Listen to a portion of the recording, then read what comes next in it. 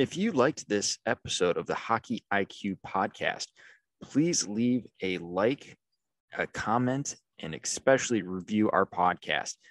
If you truly listened all the way to the end and you're listening to this right now, you enjoyed this episode. Please go and give it a 5-star review. That helps us out more than you know. Thank you so much and look forward to the next one.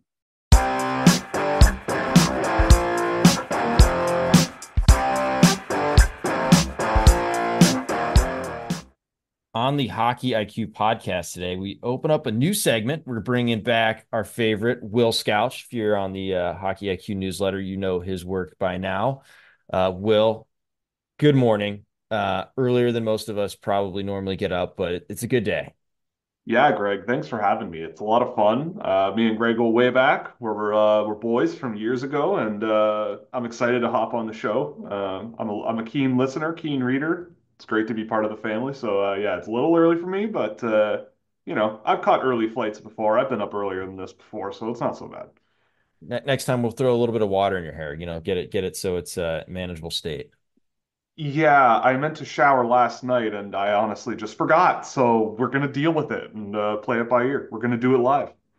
Beautiful. Well, today we're going to talk about three concepts. We're going to break it into three spots, though. So everyone's got to come back next week and the week after that. We're just going to talk about defensemen because everyone knows they're important, but how do we actually play the position well?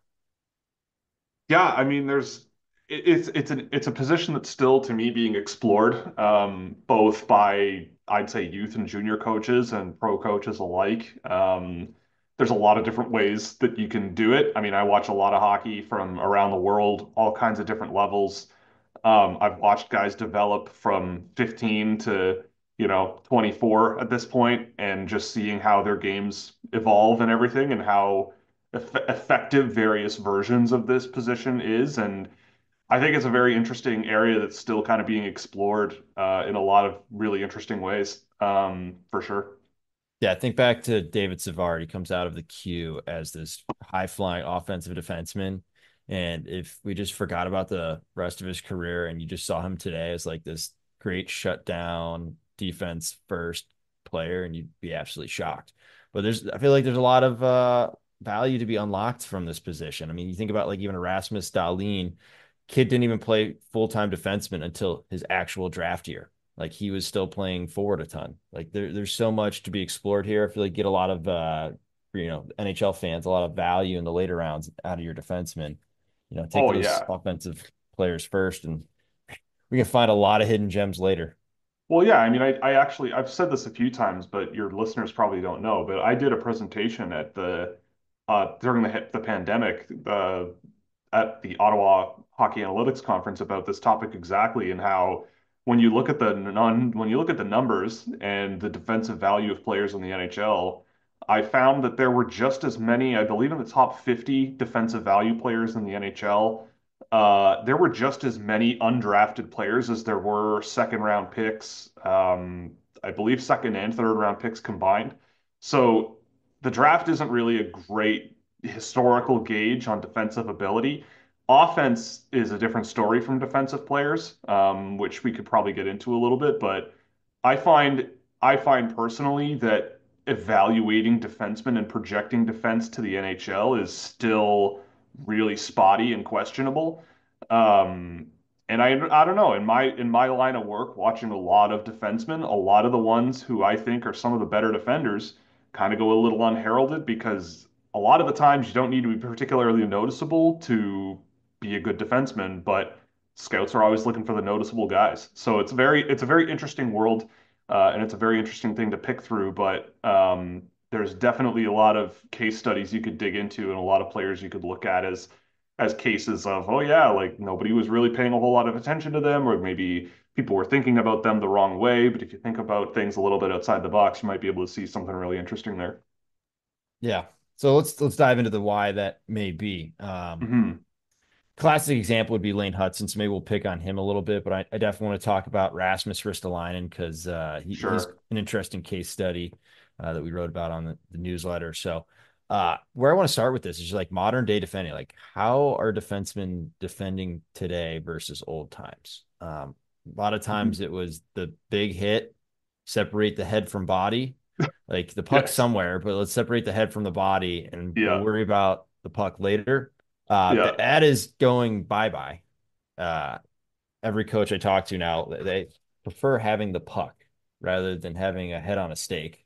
Yeah. So for me, it comes back to this old saying of like position before possession. Like we're gaining body positioning. We're not so much separating head from body, but puck from player.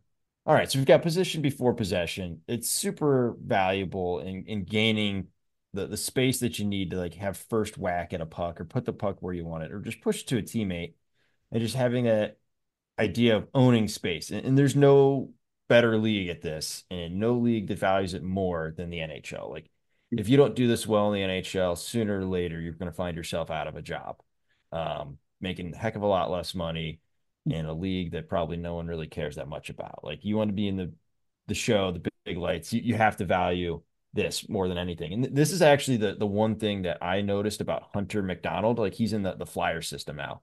He was like an Okay. overager, but I was like, this guy is unbelievable. Like he's a huge frame. Like you can't miss him out there.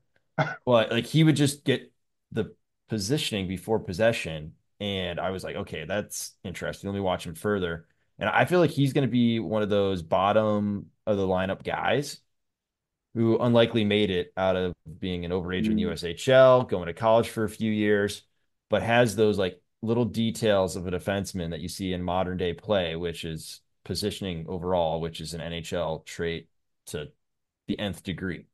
Mhm. No, I know. I think I would definitely agree. And those are the players that are always really, really fascinating to me because you look at a guy like Hunter McDonald and the production just isn't amazing, but it doesn't to me when you look at defensemen, it almost doesn't really matter. Like that's kind of a very secondary slash like bonus style of thing that comes with a player. And so yeah, I mean, I see a lot of defenders every year, and it seems like, it's a very interesting thing where a lot of them, maybe at the lower levels, there is a little bit more of that separate the head from the body type of player. And I think there are NHL scouts who still gravitate towards those guys. But at the end of the day, when it all comes out in the wash, it's a lot of the time the guys that are kind of I hate to say boring, but just very effective and just there, always in a good position. The guy I always reference as a young defenseman who I think is just a really, really high-end defensive guy is Caden Gooley in Montreal. We're going to talk a little bit about Lane Hudson in a second, but Caden Gooley is a guy who I think when he was in the junior level just played such a great balanced style of defense. He was a good skater, but he had really good length. He was a guy who didn't just lay the body every single time, but he certainly could if he needed to. But it was about his lateral mobility. It was about tracking rushes, keeping inside the dot lines and preventing chances from inside and leading with his stick, but then finishing with the body if he had the opportunity or the need to do so. And he seemed to have a really good read of just how to do his job really, really well. And so that's been a lesson for me for sure. He was a really interesting case study a few years ago. And he's become a pretty solid NHL defenseman. I mean, on a team this year that's kind of struggling defensively, I think he's been one of the brighter spots on that defense group there, doing a pretty good job, at least suppressing chances against. So Yeah, it's a I don't very watch as interesting much thing. Yeah. as yeah, I don't watch as much as you do of Right. prospects, but Gooley I did catch. Yeah. So I do know on that one. Like for me, the play style wasn't very good. Like Right. he had elements of it, and you could see the flashes, but he was just really brash. His decision making and his reads were quite poor. But like the tools were there, and it was like, Right. can he adjust? Which I think he's done a phenomenal job, and I think Montreal's probably the perfect place for him to develop a lot of that. So I Yeah. think you're spot on of like, okay, how does he actually apply? Like having assets is one thing, having the tools is one thing, but how do we properly apply those assets, those tools that you have in a good way? So I think another piece for me is if you do have the speed, is just making sure that you're controlling speed and then you're also keeping small gaps. And just knowing with my high school team that no one knows what a gap is, let's define that real quick, which is the difference in Yeah. space between the forwards and the defensemen. So like the Yeah. space in between, like how much space are you forwarding in hockey term slang? It's like underneath you versus on the other side, which is above you or behind you. So like how Mhm. much space, what's that gap? between D and O. So like you got the speed, shrink that gap as much as possible. Like don't give them the space to operate or work in, or I even call it like the space to think, which Yeah. often it becomes for forwards, especially unsophisticated ones. Yeah, I mean I mean that's really the bread and butter of a lot of the position. I mean, it's so much of this, again, like you said, gap control. I actually just did a bit of video work for a really high-end player, NHL draft pick, playing in Sweden this year, who is producing really well. But in terms of the defending side of the game, he's not the most incredible skater you've ever seen. He's not the biggest guy in the world. And a big thing that I noticed that even at the professional level, that was kind of a bit of a work in progress was that gap management, especially because the footwork wasn't amazing, keeping his feet a little too stationary, gliding backwards and sort of allowing that gap. And when you watch the NHL, that's the point of the whole exercise is watching the NHL and how they play. And forwards are fast and they're smart largely. The guys who can score are the guys who know how to get through soft defensive pressure, the guys who know how to find lanes and cross up defensemen. And if you don't have the footwork or the mobility or the reach or all of it, all of the above, to track all that and manage it, then it's going to be a lot tougher to do your job. But yeah, I mean, the interesting thing though is that there's a lot of different ways that you can get defensive jobs done. And so that's always been very interesting to me is seeing how different players approach the position in different ways and seeing the efficacy of that come out in the wash and how their offense balances with their defensive ability. And, it's a very interesting world to dig into for sure. Yeah, I think you've got a rabbit hole there. You Yes. just kind of open up around like defensive skating. Like what does clean feet look like? What does defensive posture like look like that actually allows you to have that kind of mobility? So we'll leave that for another day. So if anyone wants to go check it out on the Hockey IQ newsletter, they can do so. Just look up Mhm. defenseman skating development. We've got two good pieces there talking about building and maintaining defensive posture and keeping clean feet, which absolutely massive base for anyone. But it allows you to have the proper gap that allows you to kill plays early. Um, and ultimately, like it's a lot about just controlling speed.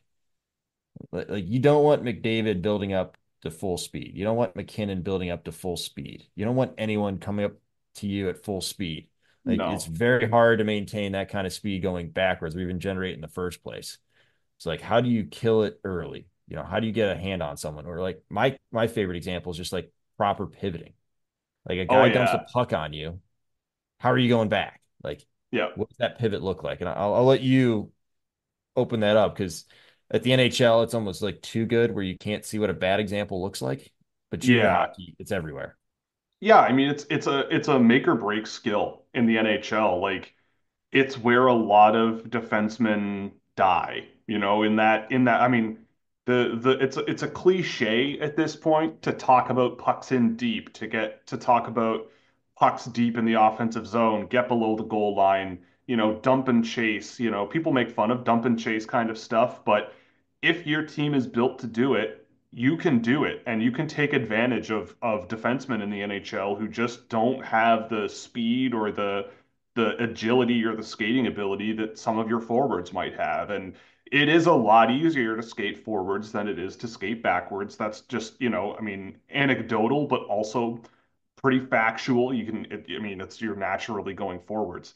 But I think an interesting trend that you're seeing a little bit more of that, is a little bit more of like what they would call like scooting. You're the coach. I don't know if that's exactly what the terminology would be, but to get your defenseman in the neutral zone, kind of pinching a little bit more and having them skate forwards, tracking play towards the boards.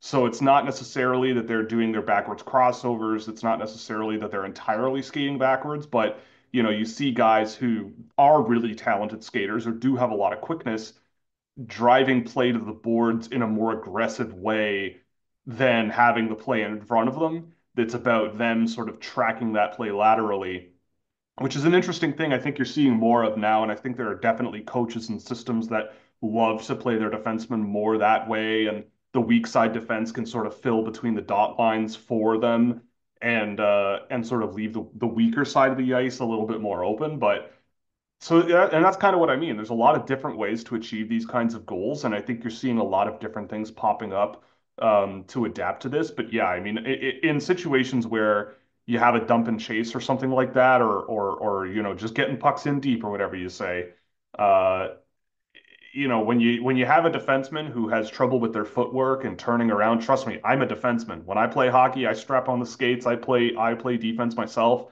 and that's where I fall apart when I do fall apart, which is often. But definitely, when play turns around and I gotta change directions or change my area of flow, it can be tricky. And in the NHL, I can only imagine how tricky it can be there. Yeah, I mean, like a good pivot, you're looking at like three steps total, like boom, Yeah, boom, bam, and you're there. You watch an amateur game and it could be like five, six, seven, eight chops before we finally get going and looking like a proper forward stride again, or hitting, you yeah. know, a good, just like getting into a good defensive posture and positioning. Like it's total Yeah. scramble mode. Well, And yeah, a big, yeah, big one for me too is just like the direction that you pivot. Like, do you wait for that offensive player to commit to their lane? Like, it's just a great defensive habit in general, like letting the offenseman make the first move. Like, if you're making the first move, you're the one showing your cards. It's kind of like showing your cards right. first in poker. Let them make the decision, and then you can pivot into them. Now you can get that position before possession, or at least get a chip on them, slow them down. So you can either make it easier for yourself or your partner. So like one, there's the clean footwork on the pivot, and two is the making sure that we're controlling the speed and we're pivoting properly in the direction that we want to pivot. So Hmm. there's a ton of times where I see, especially at the lower levels, like players coming up, they're in a bad spot, but they're skating forward, the defenseman's skating backwards, and they just chip it off the boards, and the defenseman is like a dog just following the puck, and it ends up in the middle of the ice where the forward actually went, Yeah. rather than again, the NHL is the best at this, so it's really hard to see bad examples with pivoting Yeah. into and controlling the space of the opponent. Yeah, I mean, and I do a lot of work outside the NHL, and the biggest thing I notice is not necessarily the number of chops it takes, but it's like the amount of time.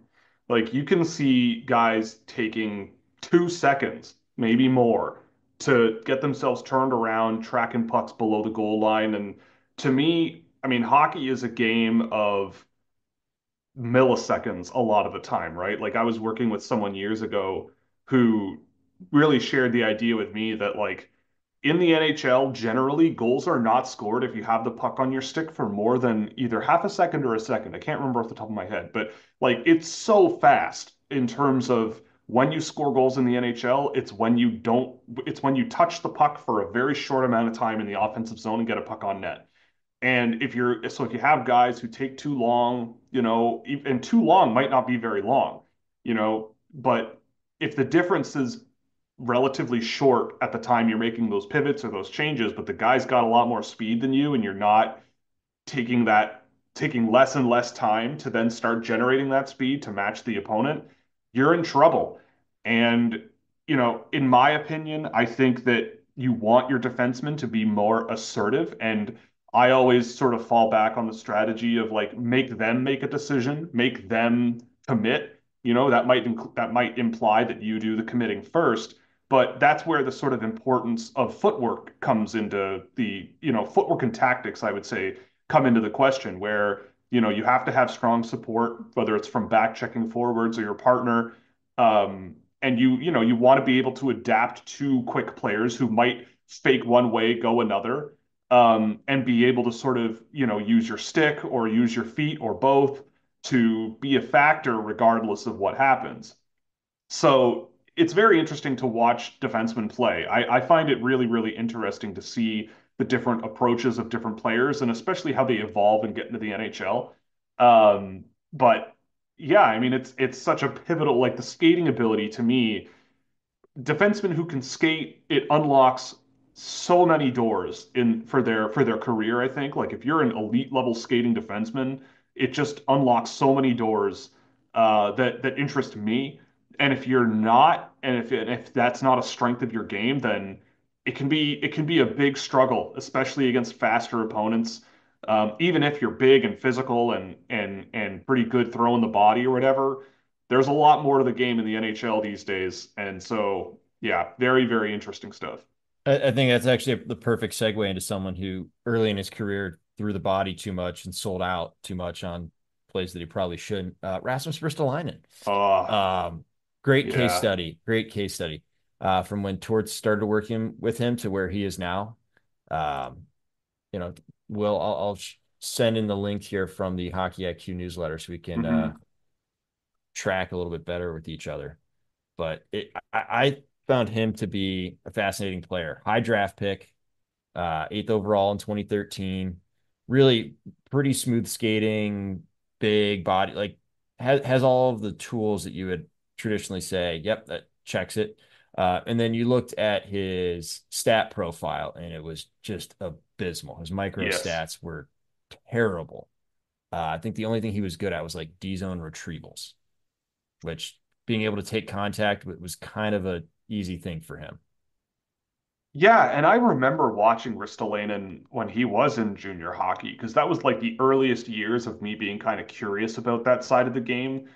And I did not really recall that being a premier area of his game. I remember him being big, but like pretty mobile and has some skill to play around with.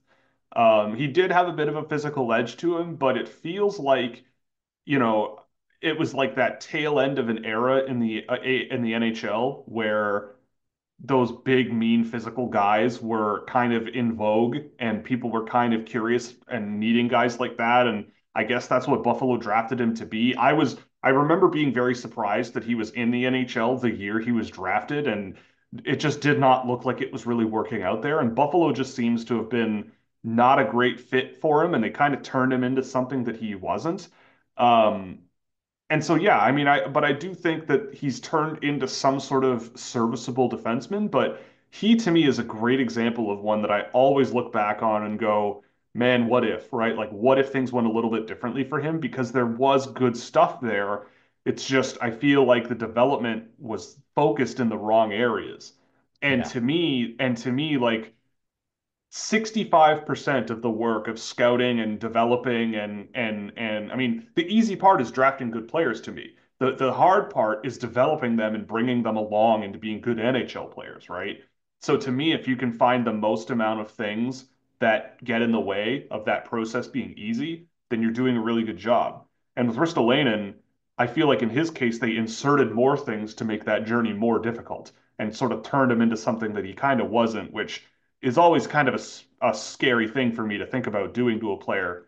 Um, Yeah. but you know, yeah, it's not over for him. Obviously, he figured it out. Obviously, Tortorella's found something for him to do, and he has shown a little bit better. But yeah, he's always been a what if guy for me. Yeah, I always liked how Tortorella, after the 2022-2023 season, was doing his media stuff, and he was like, yeah, he's our most improved player. Like, you're like a guy who's getting paid big bucks. I think he was making like 5 million plus that year. Still is probably. Uh, like, and even him, he was like, I was just bad the first half, and then around Christmas break, I started getting going, and the second half was much better.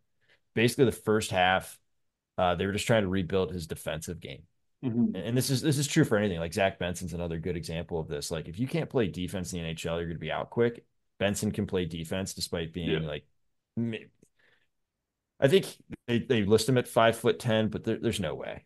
yeah, no, no, I know he's a little guy, but that's another great example of a player where again, like in my work, I do not care how big you are. I just care about how you play, even in the NHL. And I feel like Benson's a really, really good example of that. A guy who, just forechecking alone is a really the easiest way to defend is if you can cause turnovers in the opposing team's offensive zone.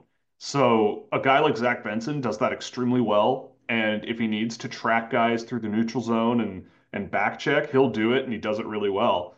And he does it at a speed that I found to be projectable to the NHL. And I mean, again, that's another one where I was a little surprised to see him in the NHL so fast. But I mean, he didn't really look out of place there. He's had a bit of a slow start this season, but I mean, just a really, really talented player and one where you kind of do look at and go, yeah, like these smaller guys can definitely defend. They just the expectations are a little bit higher and maybe for good reason, but he checks all the boxes for sure.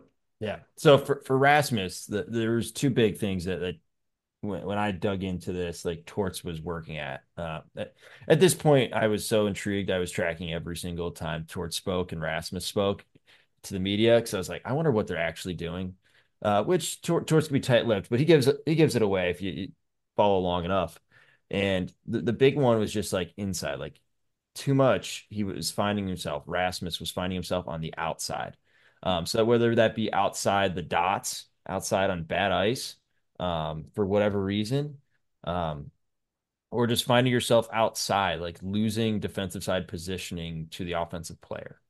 Like if you finish contact, but now you're on the wall and your player's got to step to the net, like that's trouble.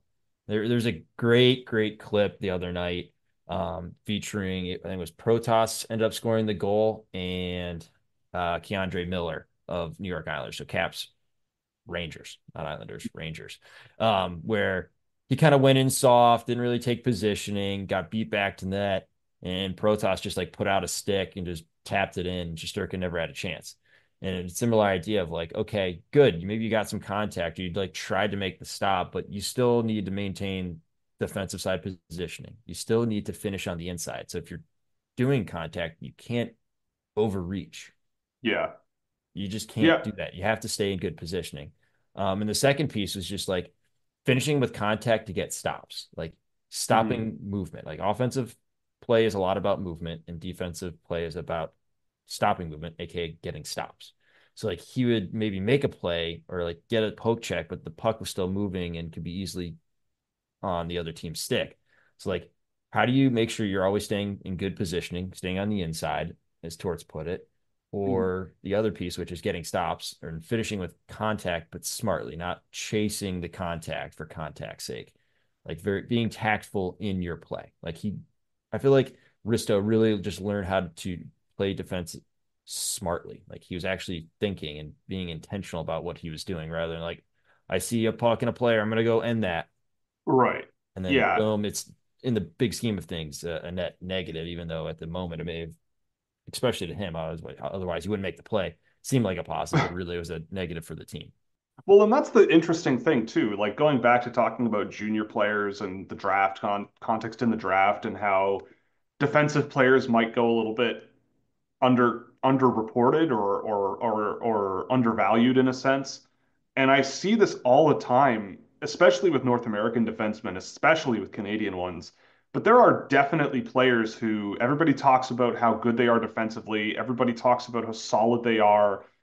They're big, they're physical, they're mean, blah, blah, blah. But then when you watch things in detail, it's this sort of Ristolainen style or thing like or you're talking about Keandre Miller where it's like they're along the boards they're doing the thing along the boards but they're losing they're allowing guys to get low on them get through them and even in the junior level right like what good is it if you're trying to pin a guy against the boards and they give you a little shove, crouch down a little bit, chip the puck 3 feet out from you. You don't adapt to that. They get 3 feet of space on you, throw it out in front of the net, and boom, you got yourself a scoring chance, right? I see that all the time. And it's the focus on the body and not focus on the turnover, turning that possession back over. That really seems to be a tough lesson for a lot of defensemen to get over. And I find that a lot of defensemen from the age of 18 to 23, when in the grand scheme of things, their style of play doesn't drastically shift all that often. And so when I see things like that happening, I'm going, okay, I got to either hope that this guy puts in the time in the gym and becomes just a strength nut and pins that guy to the boards so they can't do anything, or they figure out a way to, get into those situations, take a step back, chip at the puck, really battle for the puck rather than focus on the guy. Because I've seen it so many times with guys who are bigger and more physical. They apply it in a way where I feel like coaches will go, "Wow, look at you go!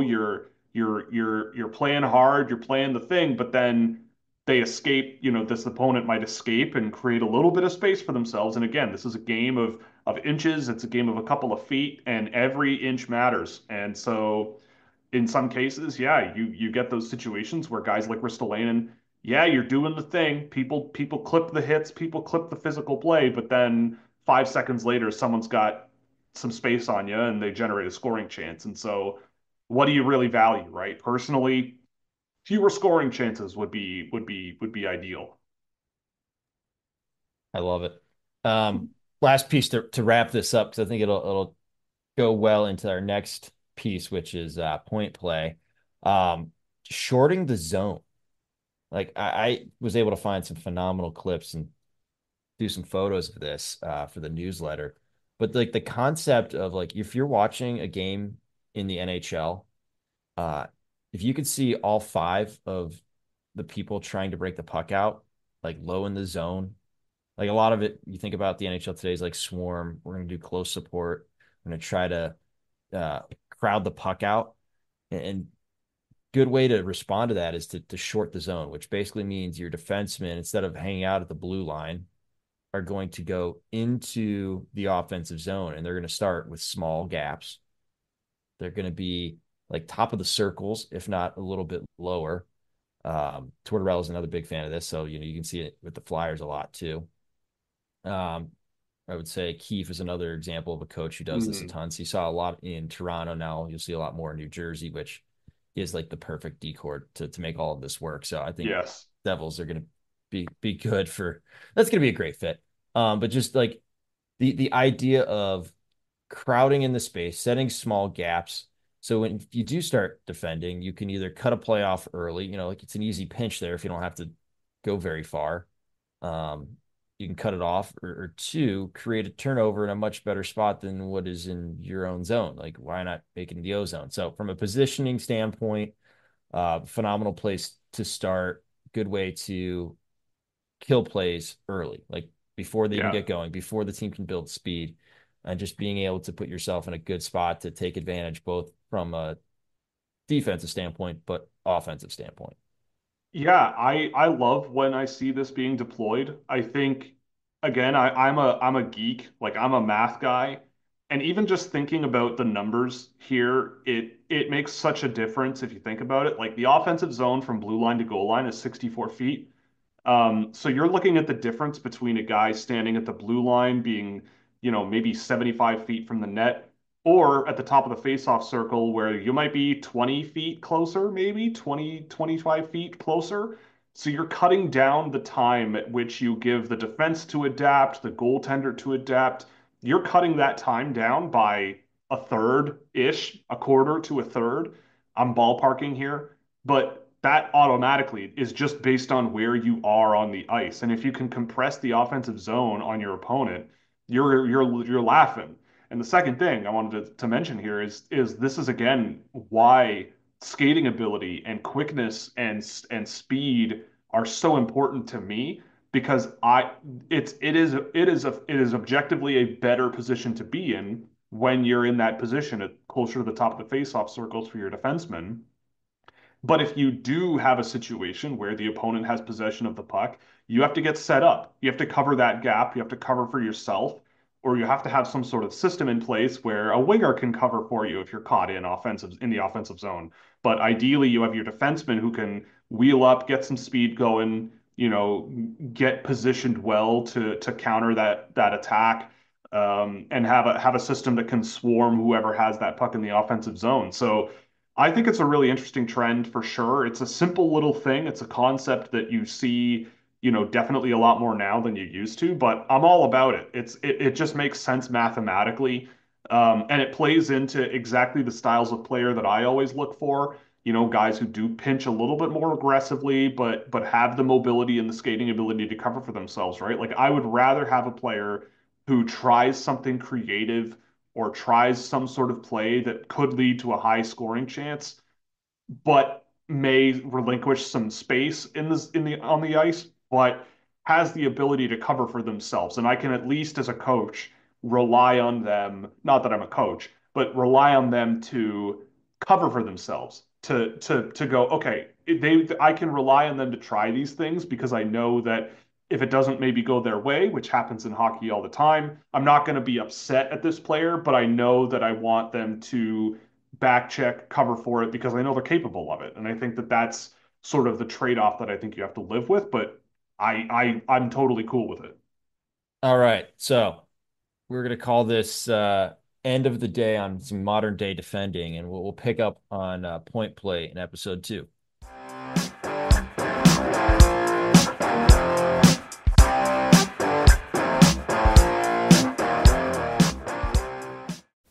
That concludes this week's episode. Thanks for joining us here at Hockey IQ. If you haven't already, take a quick moment to hit that subscribe button, give us a thumbs up, and drop a review. If you want to be a great teammate, even recommend us to a friend.